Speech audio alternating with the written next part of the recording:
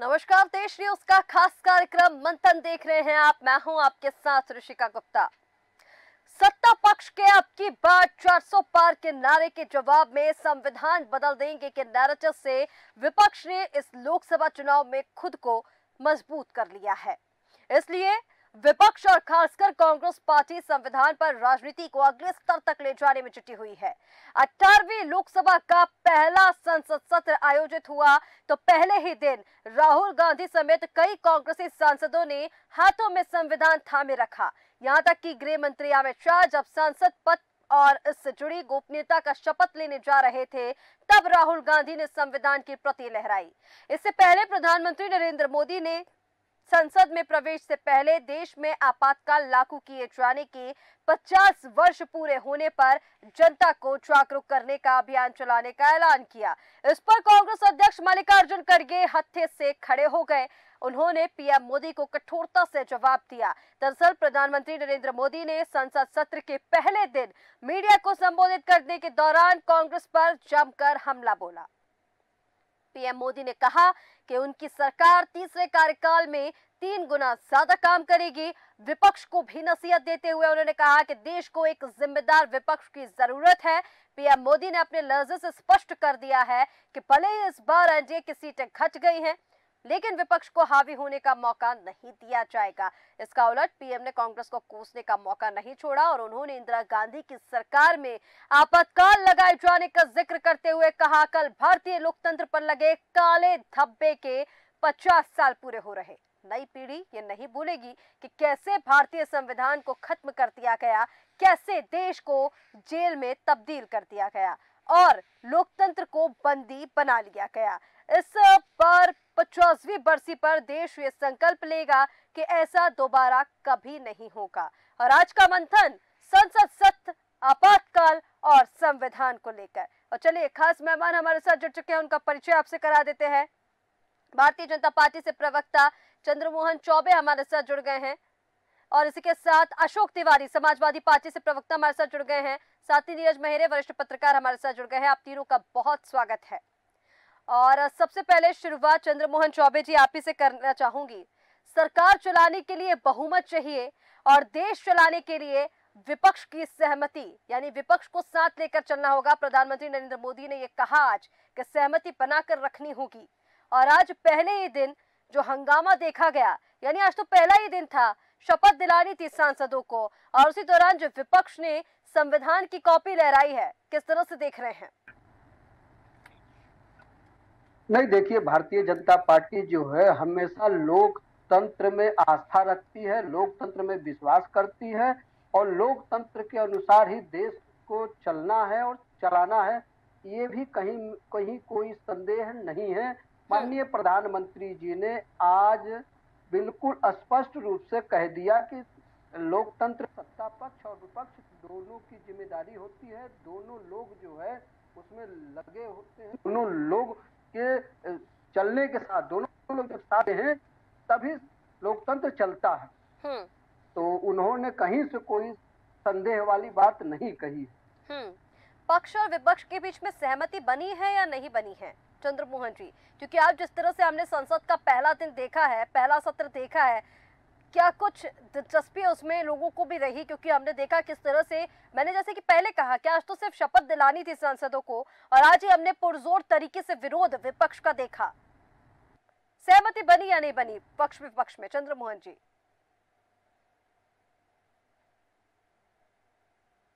माननीय प्रधानमंत्री जी ने स्पष्ट कहा कि लोकतंत्र को चलाने के लिए, संसद को चलाने के लिए विपक्ष का जो है सशक्त होना जरूरी है और एक जिम्मेवार विपक्ष का होना जरूरी है।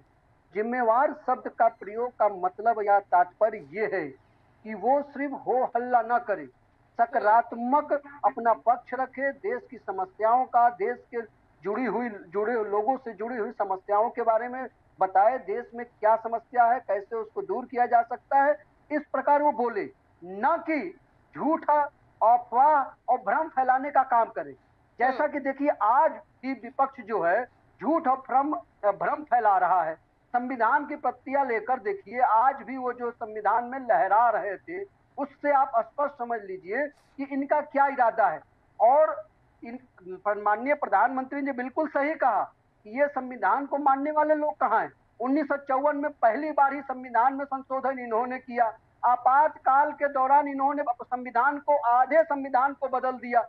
यहाँ तक कि उपदेशिका में भी सोशलिस्ट और जो है सेकुलरिज्म शब्द जोड़ दिया। तो यानी कि अगर आप देखें तो इनका इतिहास और इनका डीएनए क्या है।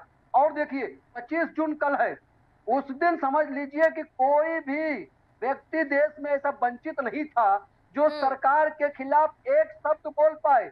जो बोलता था उसको जेल में डाल देते थे, चाहे देश के नेता हो, चाहे देश की जनता हो, चाहे देश की प्रेस हो। याद करिए इंडियन एक्सप्रेस, जिसको जला दिया था इन्हीं कांग्रेसियों ने।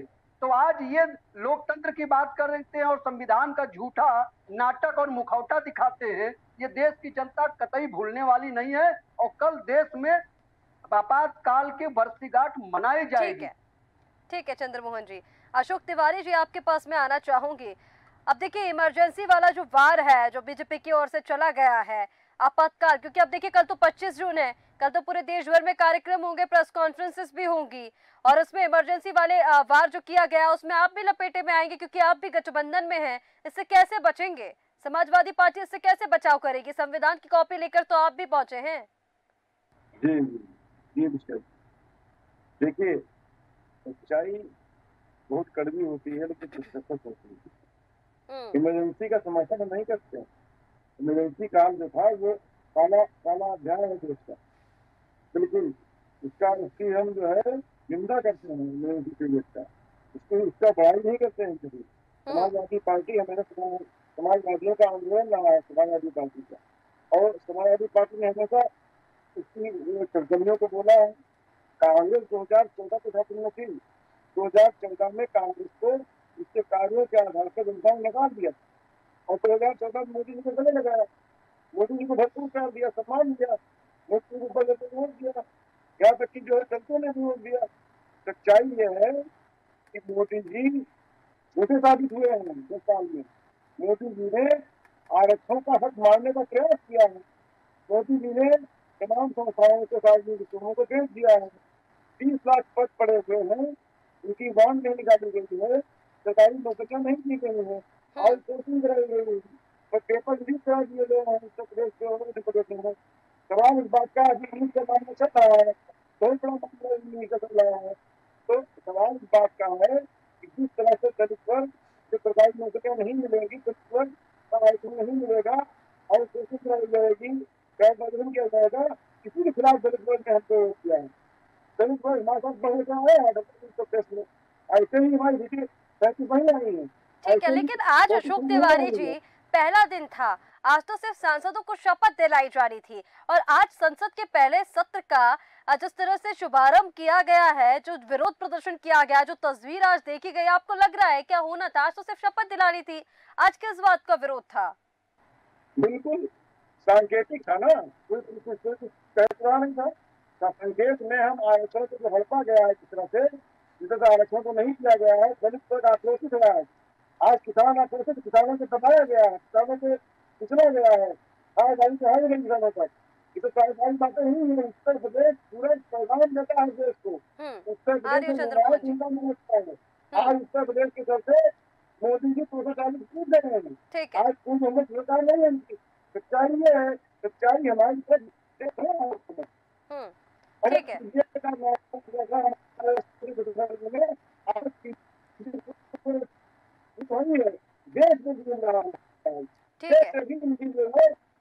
आगे देखिए होगा। ठीक है अशोक तिवारी जी। चंद्रमोहन जी जल्दी से जवाब दीजिए। ताहिर हुसैन भी हमारे साथ जुड़ गए हैं, फिर मैं उनके पास जाऊंगी। चंद्रमोहन जी, वो ये कह रहे हैं कि जरूरी था संविधान की कॉपी लहराना, भारतीय जनता पार्टी संविधान को खत्म करने की कगार पर है, ये कह रहा है उनका। किसानों में आक्रोश है, दलितों में आक्रोश है।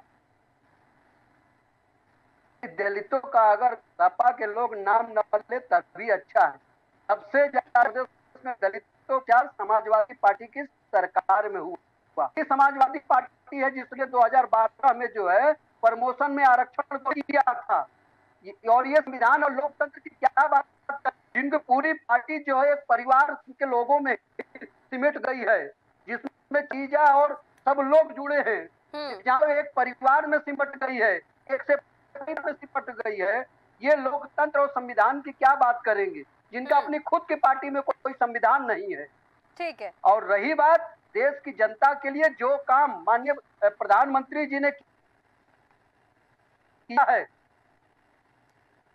सबका साथ सबका विकास, किसी भी योजना में कोई भी आपके चैनल पर कोई बैठा होता है कि एक योजना जो जाति के आधार पर, धर्म के आधार पर या क्षेत्र के आधार पर बनी हो, भारतीय जनता पार्टी की सारी योजनाएं सबका साथ सबका विकास के आधार पर है, में कोई जाति कोई धर्म नहीं है। ठीक है चंद्रमोहन जी। ताहिर हुसैन हमारे साथ जुड़ गए हैं, कांग्रेस के प्रवक्ता। ताहिर जी, बहुत स्वागत है देश न्यूज पर।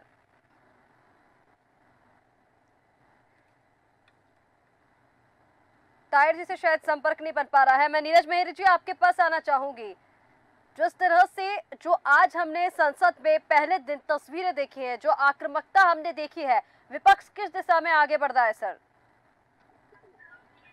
देखिए ऋषिका जी, मुझे लगा कि चुनाव और शपथ के बीच में थोड़ा सा गैप, निश्चित रूप से जो एनडीए गठबंधन है उन्होंने देश के प्रधानमंत्री और सत्ता में आई भारतीय जनता पार्टी या एनडीए गठबंधन को एक बार फिर से संविधान की किताब दिखाकर ये याद दिलाया कि संविधान को बदलने की जो आप बात कर रहे थे, तो उसी को हम बदलने नहीं देंगे। ये इस तरह का उनका संकेत निश्चित रूप से रहा। और दूसरी बड़ी बात यह है क्योंकि सरकार अब उतनी आसानी से, जैसे 2019 और 2014 में आप चलाते रहे, उस तरह से नहीं चल पाएगी।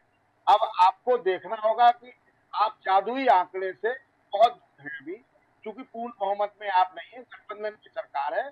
और जो आपको योजना या जो बात आपको कहनी है वो विपक्ष, जो आपके गठबंधन के लोग हैं, उनकी बात भी रखनी होगी और उनकी बातें भी। बिल्कुल ठीक कह रहे हैं आप, विपक्ष की बात भी रखनी होगी, गठबंधन की बात भी रखनी होगी, क्योंकि नीरज जी शुरुआत में ही प्रधानमंत्री ने कहा कि सरकार चलाने के लिए बहुमत हमारे पास है, लेकिन देश चलाने के लिए विपक्ष की भूमिका भी अहम है और विपक्ष की सहमति वहां पर चाहिए। ये प्रधानमंत्री ने शुरुआत ही इसी से की थी। ताहिर हुसैन हमारे साथ वापस जुड़ गए हैं, कांग्रेस प्रवक्ता। ताहिर जी, अब तक आवाज पहुंच पा रही है? ताहिर जी, संसद का पहला दिन, आज संसद सत्र की शुरुआत हुई और आज सिर्फ, जैसे मैं शुरुआत से ये कहते आ रही हूँ कि सिर्फ शपथ दिलाने का काम था। जो आक्रामकता विपक्ष की देखी गई, संविधान की कॉपी आप लेकर पहुंचे हैं, आपको लग रहा है कि ये जो विरोध प्रदर्शन आज किया गया ये जरूरी था? आज गजब का दिन था विपक्ष के लिए, क्योंकि कुछ दिन पहले चुनाव के समय पे माननीय प्रधानमंत्री जी नरेंद्र मोदी जी कहते हैं कि मैं नहीं जानता राहुल कौन है, और एक फोटो वायरल हो रही है राहुल गांधी जी को देखते हुए नामस्तक हो रहे हैं हाथ जोड़कर। माननीय नरेंद्र मोदी, इसमें तो उनकी विनम्रता देखी जा रही है ना, अब यहाँ भी उनकी विनम्रता देखी जा रही है, विपक्ष को दिख रहा है कि वो कितने विनम्र हैं। और बार बार संविधान पे इनके सांसद हो, इनके विधायक हो, सब उंगलियां उठाते थे, संविधान 400 पार, संविधान खत्म, 400 पार, संविधान खत्म। आज विपक्ष ने बता दिया है कि हमने आपको बहुमत से इतना दूर कर दिया है कि आप 2, 4, 5 महीने तो बहुत दूर की बात है कि आप 2-3 महीने में आपकी सरकार ना गिर जाए। अपाहिज कर दिया है सरकार को। ताहिर जी, मैंने आपसे सवाल पूछा था कि आज पहले दिन क्या ये विरोध प्रदर्शन जो किया गया है उसकी जरूरत थी? संविधान की जो कॉपी लहराई गई उसकी जरूरत थी? क्योंकि आज तो सिर्फ शपथ दिलाना चाहिए था, आज तो सिर्फ शपथ दिलानी थी सांसदों को। आज माननीय नरेंद्र मोदी जी ने इमरजेंसी याद करवाई, हर चीज याद करवाई। वहां पर पुरानी माननीय इंदिरा गांधी जी के समय की बातें करनी, अभी की बात करनी रहे कि दिल्ली की हालत कैसे हाथों के साथ। ठीक है ताहिर जी। चंद्रमोहन जी, जवाब दीजिए उनकी बातों का। वो ये कह रहे हैं कि इंदिरा गांधी की आपने याद दिलाई, इमरजेंसी की आपने याद दिलाई, और जिस तरह से वो बता रहे हैं कि प्रधानमंत्री नरेंद्र मोदी आज राहुल गांधी को नमस्कार कर रहे थे, वो तस्वीर काफी वायरल हो रही है, आपने भी देखी होगी, तो कहीं ना कहीं इसमें भी प्रधानमंत्री जी की विनम्रता दिखाई दे रही है। नहीं रिस्का जी, वही आप देख लीजिए कि एक बड़े होकर भी वो विनम्र हैं, और उनसे अगर देखा जाए एक हमारे भारतीय परंपरा में तो छोटे जो होते हैं वो बड़ों को वैसे भी आदर देना चाहिए। ये हमारा संस्कार है, ये हमारी परंपरा है। लेकिन आप देखिए कि राहुल जी की भाषा, उनकी क्या वो बोलते हैं, किस प्रकार बड़ों से बोलना चाहिए, वो अब छोड़ दीजिए, उनसे तो आशा रखना ही बेकार है। क्योंकि मान लीजिए कोई छोटे बच्चे को समझा सकता है, लेकिन एक 55 साल के बच्चे को कोई क्या समझाएगा। खैर छोड़िए, रही बात आपातकाल की याद दिलाना, तो हम क्यों नहीं याद दिलाएंगे। ये जब झूठ भ्रम अफवाह किताब को लेकर, जो नीले रंग का संविधान है, ये लाल रंग का चाइना वाले रंग का संविधान लेकर झूठ बोलते हैं, संविधान बदल जाएगा, ये बदल जाएगा, आरक्षण खत्म हो जाएगा, तो हम याद नहीं दिलाएंगे कि संविधान तो इन्होंने बदला था, आरक्षण का विरोध तो इन्होंने किया था, स्वयं इनके प्रधानमंत्री स्वर्गीय राजीव गांधी जी ने, चाहे वो पिछड़ा वो वर्ग की जनगणना हो, चाहे जो भी हो। तो यदि क्या हम इनको याद नहीं दिलाएंगे कि किस प्रकार इन्होंने इस देश में लोकतंत्र को खत्म किया था। संविधान 42वें संविधान संशोधन के माध्यम से इन्होंने सब कुछ बदल दिया था। ठीक है, हेलो, ठीक है चंद्रमोहन जी, लेकिन जिस तरह से आप यहाँ पर बता रहे हैं, आप देखिए कहीं ना कहीं संविधान की, क्योंकि हम अगर बात करें तो बात यही तो आ रही है ना, संविधान को आपको मानना नहीं है, संवैधानिक जो प्रतिक्रिया होती है आप लोग उसको मानते नहीं। प्रोटेम स्पीकर का भी विरोध किया जा रहा है, चाहते तो उस पर सहमति बनाई जा सकती थी ना। के सुरेश 8 बार के सांसद रहे हैं, आप चाहते तो उन्हें बना सकती थे। 2014 में भी तो कमलनाथ रहे हैं ना, इसी पर तो वो निशाना साध रहे हैं कि हर चीज में सहमति बनाई जा सकती है, लेकिन आप लोग सहमति बनाते नहीं है विपक्ष के साथ। नहीं, ये बताइए, विपक्ष आपको अभी तक के आचरण से, शुरुआत से लेकर अभी तक चुनाव जीतने के बाद भी, एक 99 सीटों वाली पार्टी एक 240 सीटों जो जीती है, उससे कहते कि ये हार गए हैं, हम जीत गए हैं। आप ये बताइए, कहीं पर भी इन्होंने आपको दिख रहा है कि ये सहमति बनाने वाले हैं। लेकिन चिंता मत करिए, सहमति ये बनाकर चलेंगे, 2-4 दिन में इनको समझ में आ जाएगा। अभी थोड़ा बहुत जोश है, लेकिन फिर ये जोश जब ठंडा हो जाएगा, जब इनको प्रतिक्रियाएं लोगों की आनी शुरू होगी, तो आने लगी है। सबसे पहले मैं चंद्रमोहन चौबे जी से कहना चाहूंगा, वो आप सहमति बनाते रहिएगा। पहले ये आपके शिक्षा मंत्री हैं प्रधान जी, इन पे कोई कानून तो लेकर आ जाइए। बच्चों के संग आप खिलवाड़ करने में लगे हुए हैं। कांग्रेस अगर ना बोले शिक्षा के बारे में तो ही अच्छा है। ये बताइए, ये आपको जो है बच्चों की शिक्षा, जब 17 बार पेपर लीक हुआ था राजस्थान में, तो ये चिंता कहाँ थी? कहाँ थे राहुल बाबा, कहाँ थे प्रियंका दीदी, और कहाँ थे आप लोग? एक बार भी बोलने नहीं गए। गहलोत जी जो एक बार भी गहलोत जी को बुलाकर कहा कि यहाँ ये सब क्या हो रहा है, तो खैर आप मत बोलिए, इस पर आपको बोलने का कोई नैतिक अधिकार नहीं है। यदि आपने कोई कार्रवाई की होती तो आप बोलने के अधिकारी थे, आप बोलने के अधिकारी है ही नहीं। नरेंद्र मोदी जी से पूछा जाएगा, राहुल गांधी जी से नहीं। ठीक है, ठीक है तारू सर मैं आपके पास आ रही हूँ, उसके बाद आप जवाब दीजिए ना। जब राजस्थान में 17 बार पेपर लीक हुआ। ठीक है चंद्रमोहन जी, लौटूंगी मैं आपके पास, लेकिन यहाँ पर अशोक तिवारी जी, कहीं ना कहीं जिस तरह से संविधान को लेकर बात की जा रही है, संविधान की कॉपियां आप लेकर पहुंच जाते हैं संसद सत्र में। आज शपथ दिलाई जा रही थी, जब धर्मेंद्र प्रधान जी शपथ लेने के लिए पहुंचते हैं तो वहां पर नीट घोटाले को लेकर नारे लगाए जाते हैं। ऐसे ही जब अमित शाह जी शपथ लेने के लिए पहुंचते हैं बताओ संसद, तो वहां पर संविधान की कॉपियां लहरा दी जाती है। राहुल गांधी जी जो है वो संविधान की कॉपी लहरा देते हैं। ये बताइए, जनादेश किसके साथ है? पक्ष के साथ है, विपक्ष के साथ है, किसके साथ है? और आप खुद को कैसे अलग करेंगे सर? क्योंकि देखिए, जो 25 जून का कल दिन याद दिलाया जा रहा है, किसी से छुपा तो नहीं है। इमरजेंसी को 50 साल कल पूरे होंगे। आप समझने का प्रयास क्यों नहीं करती है?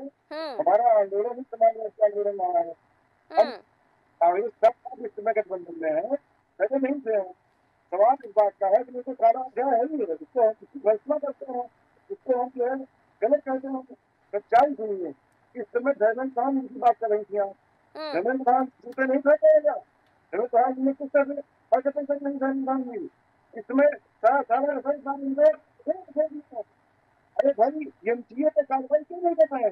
एमसीए को खत्म क्यों नहीं कर पाए? एमसीए ने जिसने इतनी बड़ी क्रांति कराई है, रैंकिंग घोटाला किया है, एक ही मेरिट पे कई बच्चे आ गए हैं, परीक्षा लीक हो गई है, उसको नहीं लगाना है। सवाल इस बात का है, सवाल इस बात का है कि स्टूडेंट जो है यूनिवर्सिटी का जो है इसके बाद घोटाला है, गहरा घोटाला है, से गहरा घोटाला है, इसको रजिस्टर नहीं कर रहा है, इस पर तो हम बोलेंगे ही। अपनी सदन चलने दीजिए, आगे आगे देखिए होता है क्या। इस पर जनता को न्याय दिलाएंगे, युवाओं को अंधकार में नहीं जाने देंगे, युवाओं को बर्बाद नहीं होने देंगे। देश का युवा बहुत कीमती हमारे लिए है और देश के युवाओं की कीमत बहुत ज्यादा है देश में। क्या बात करती है आज तो कलंकित हो गए हैं इस समय, युवाओं को घेरेंगे हम लोग और हम लोग अपनी बात रखेंगे और नीट की परीक्षा रद्द नहीं देंगे, लेकिन अशोक जी, ठीक है अशोक जी, चंद्रमोहन जी, अशोक जी की बातों का भी जवाब दीजिए। नीट घोटाले को लेकर भी और वो बात कर रहे हैं, जिस तरह से जो आज टकराव की स्थिति बनी है, आगे और क्या क्या होने वाला है, कितना विवाद बढ़ेगा, और संविधान को आपको लग रहा है कि जो संविधान की कॉपी लहराई जा रही है, आप हर एक बात का जवाब सिर्फ ये आपातकाल से दे सकते हैं या फिर इमरजेंसी से दे सकते हैं? नहीं, देश की जनता भली बात ही जानती कि ये सब देश संविधान का कितना सम्मान करते हैं। यही राहुल गांधी जो संसद में पारित, एक कैबिनेट द्वारा पारित, उसको उस प्रस्ताव को ये फाड़कर हवा में लहरा देते हैं।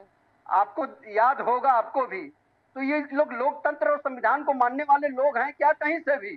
जो देश में आपातकाल लगाए हो, जिन्होंने लोकतंत्र को खत्म किया हो, जिन्होंने पूरी न्यायालय के आदेश को ही पलट दिया हो, न्यायाधीश के आदेश को, तो क्या कहीं से भी लगता है कि ये सब लोकतंत्र और संविधान को मानने वाले लोग हैं? देश की जनता भली भांति इन लोगों को जानती है। और एक तरफ माननीय प्रधानमंत्री जी, जिन्होंने लोकतंत्र के रक्षा के लिए, लेकिन चंद्रमोहन जी, यहाँ आपको लग रहा है जैसे अभी समाजवादी पार्टी के हमारे साथ प्रवक्ता बैठे हुए अशोक तिवारी जी, उनका ये कहना है कि दलितों का क्या विकास हुआ, नीट घोटाले को लेकर आप जवाब दीजिए, किसानों में आक्रोश है, ये तमाम आरोप है। तो आपको लग रहा है कि इन तमाम आरोपों का जवाब सिर्फ आप इमरजेंसी की बात करके दे सकते हैं, या फिर आपातकाल की जो आप बात कर रहे हैं, 25 जून का दिन जो है वो काला धब्बा, ब्लैक डे, ये सब बातें की जा रही हैं, देखिए उसको नकारा नहीं जा सकता, लेकिन इन सब आरोपों का जवाब क्या सिर्फ आप इमरजेंसी की बात करके दे सकते हैं? डिस्का जी, किसने कहा? अभी राहुल गांधी ने जो प्रति फाड़ी थी, तो वो क्या आपातकाल के हम बता रहे हैं? या जो है अभी जो किसानों की ये बात कर रहे हैं समाजवादी पार्टी के हमारे भाई, लगता है ये भूल गए इन्हीं के समय में टप्पल का किसानों पर जो गोली चली थी, और किसानों पर गोली इंदिरा गांधी ने गाजियाबाद में कैसे चलवाया था, साधु संतों पर 1966 में गोली किस प्रकार से इंदिरा गांधी जी ने चलवाई थी।